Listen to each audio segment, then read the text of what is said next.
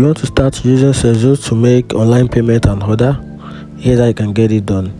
Note that in this video I will demonstrate iPhone instruction, so you can use the description listed to download the Sezzle app on your iPhone. So let's get started. How to download and install Sezzle app on iPhone. First thing you have to do, open the Apple Store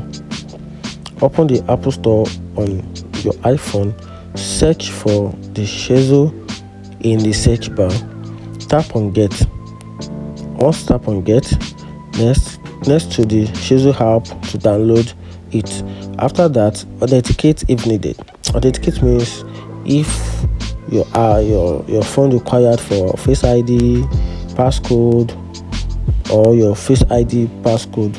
Once you authenticate the passcode, then you can once install the app you can now install the app to your home screen. Then once you do that, go to your home screen, tap on the app, open it, sign in or create a new account to start using the Sezzle app. That's it. If you find this video helpful, like and follow for more. And also, the app can also be used for shipping and managing your payment order. And that's it.